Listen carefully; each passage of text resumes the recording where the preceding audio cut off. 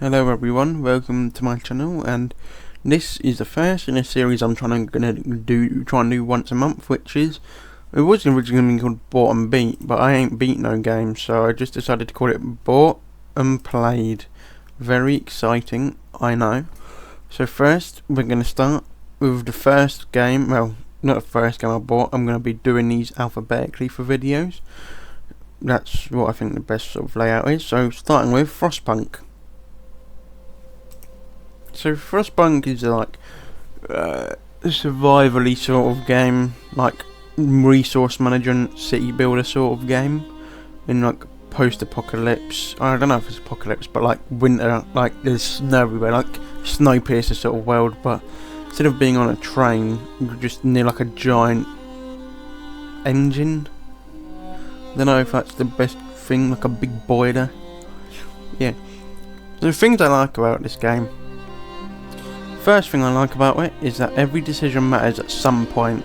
At first nothing can happen, but your decisions probably lead to consequences. Like, if you go and you build houses, but then you need to upgrade them, but if you refuse to build stuff and that, it's like, you just take a hit then, rather than taking loads of hits. So sometimes it's better to lose in the moment, but then not lose more. Another thing I quite like is that it's quite hard to manage everything, which is also like a bad thing in my opinion, but I'll get more into why I don't like it. But it's hard to manage, which I quite like, because it's like challenging and you actually have to think on how you sort of do it, I suppose. I don't know how to word this, is my first one on this, please give me mercy. And then finally it includes child labour, plus 5,000 social credit, 10 out of 10. I always get them to work the hardest jobs, so they die quicker. No, I don't even use child labour, but the fact the game includes it is pretty funny in my opinion. The things I don't like. As I said again, it is pretty difficult for a resource management game. Like, it's not bad at all or anything, it's just like, sometimes it's just so hard that I personally don't really enjoy it. Like, I know these sort of games are like meant to be challenging and stuff, but I really like Jurassic World Evolution, but in comparison to this, that game is like a breeze in the park. This is just really difficult, but I think if that's what you're looking for, it's pretty good. So yeah, I would say overall my review on this is probably give it like 3.5, 4 stars, I don't know. Pretty good though. Hearts of Iron 4, La Resistance. French. So, Hearts of Iron 4 is like a real-time strategy game. I don't know if I'd call it a real-time strategy game, but it's a strategy game. And this is the, I think, second DLC, well, second paid DLC at the moment. Actually no, the oldest DLC available to purchase at the moment, because the older ones have been delisted and they're now included in the base game. But this DLC adds new content for France, Portugal and Spain, and outside spying.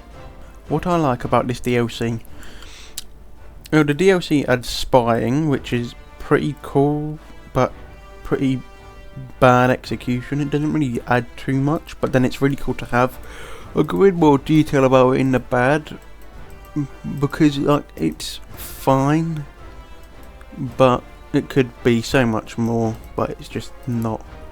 Another things I like are the France and Portugal focus trees.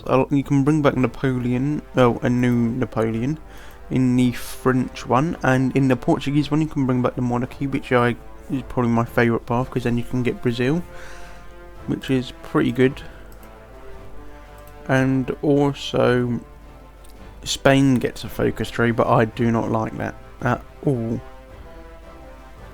What I don't like about the DLC, spying is basically useless unless you're making collaboration governments, which in this game basically means the more of a collaborative government you have, the less area you need to control of a country to get them to surrender or capitulate. So it helps a lot, but it's the only thing you can really do with the spies in this game. You can also like infiltrate civilian areas, military, to see what they've got, but then it's just not doesn't benefit you much. You already roughly know what they have. What's the point of just narrowing it down when Spies already narrow it down a bit? But if you want exact, I suppose that helps. But yeah, the Spanish focus tree is actually horrible. First of all, you literally have to decide who you want to play as in the Civil War, which is fine, I suppose, because you got either the Republicans, which are mostly communist, and then the Nationalists, which are more fascist, which is fine.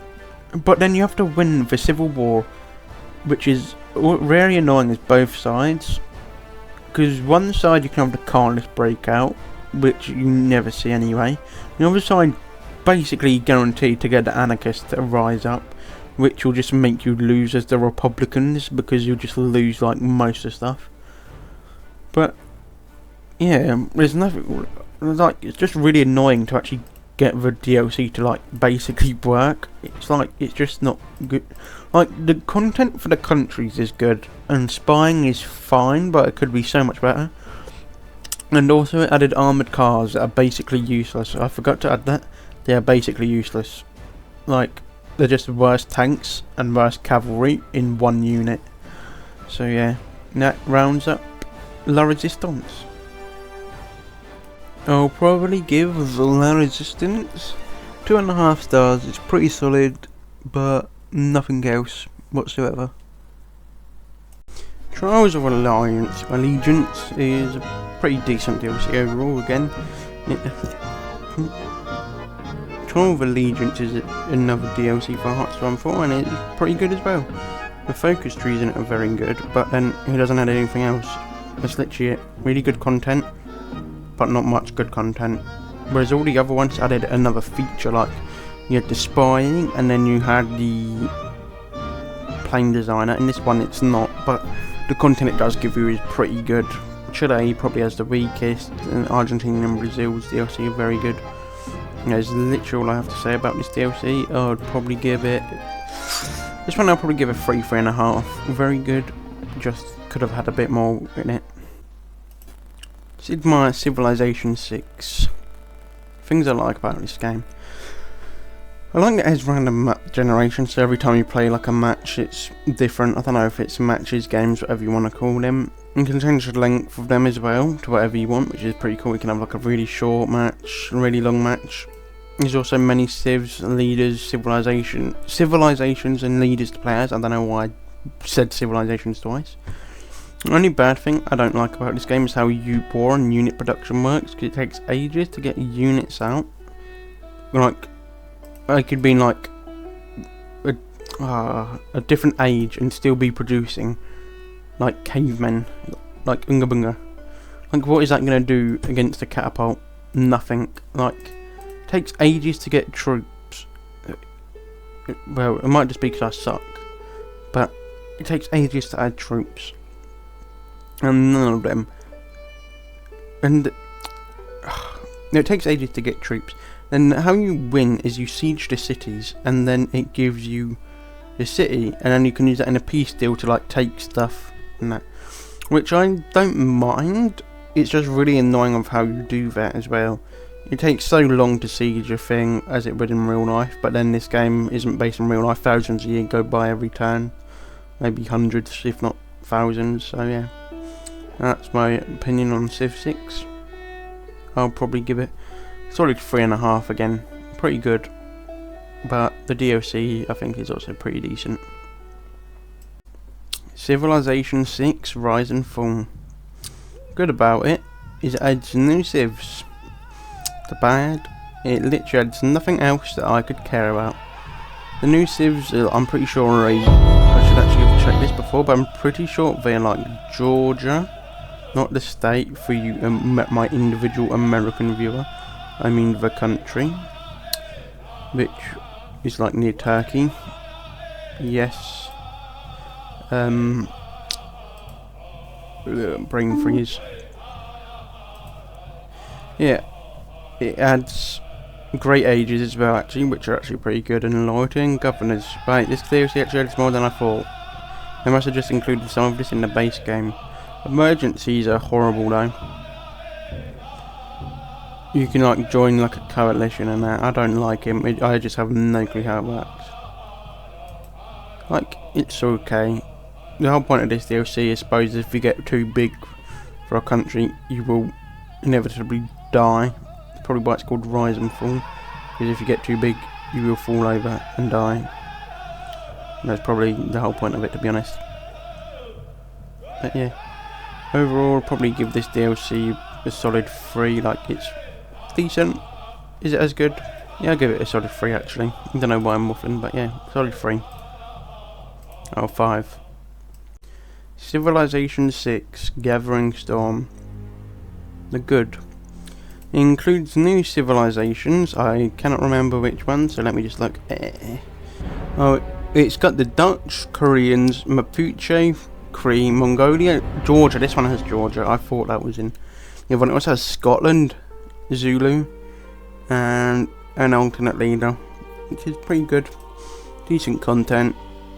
The other stuff it adds is really good though. It adds environmental effects. You can get like floods, volcano eruptions, and things. So it gives you bonuses for like crops, but then it gives you bonuses for crops in like areas around it, which increases production or gives you more resources, which is very good. The other system is World Congress. It's where you and AI or other players vote for something, and then that thing gives you bonuses or negative stuff on a certain thing. Usually it's positive though. It's like if you have a certain amount of this resource, you can sell it for more or something like that. But yeah, it's pretty okay. Bit lackluster, but it's alright. The bad. New systems, as I said, are basically all luck based about what you can get. Even in the World Congress, the stuff you can vote for is limited and randomised, and depends on obviously what the AI would vote for, so you basically have no guarantee on what is going to happen. And then the world events as well, environmental effects, sorry, are also random. Like a volcano could go off anywhere, you could flood anywhere. There's also sea level can change slowly every few hundred turns, which I don't even think I've experienced, but it's good, I suppose. Bad as well, I suppose, because if you build too low down, you'll obviously get your city and civ flooded, so you need to take that in mind at the beginning of the game, but I think that's quite good. Overall, I'll probably give this DLC 3.5, because it feels, about this DLC, it doesn't feel as good. I don't know why, this DLC just adds some really good stuff. So yeah, I'm actually going to give it a 4. How nice. Very nice, I know.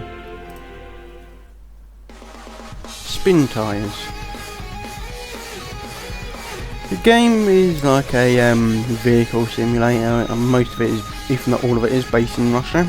And it's surprisingly good for an 11-year-old game. It's got surprising graphics and a style that doesn't feel outdated, and lots of vehicles and add-ons which play differently. The physics in this game, as I said, are really good. You got like deep mud, water that floods your engine, winches, that sort of thing. So you need to be careful. Heavier vehicles obviously work differently compared to the light ones and things. It is pretty good. The only bad thing I think about it is that all the maps look very similar, and the gameplay is pretty repetitive. It is basically just delivering logs back and forth until you earn enough points to win. I don't even know if winning's the right thing, but yeah. You deliver logs in the heavy vehicles, and the light ones you scout out the map, as most of it is undiscovered. You can find watchtowers to increase it as well. And yeah, it's actually, I think it holds up pretty well. I think it's the only game on this list that isn't available to purchase anymore either. Got delisted, I think, in 2022. Should do more research on this, but I just waffle about the stuff I know, so yeah. Overall, I'll probably give it a solid 3.5 again. Very solid, just not enough. I don't know how else to word it, but yeah, 3.5. And that is Spin Tires. Thanks for watching this video. I hope you enjoyed it. I should have a Yu-Gi-Oh video coming out after this. And yeah, any suggestions are welcome in the comments below. And try and make one of these every month. So thanks for watching. Let me know your improvements. See you in the next one.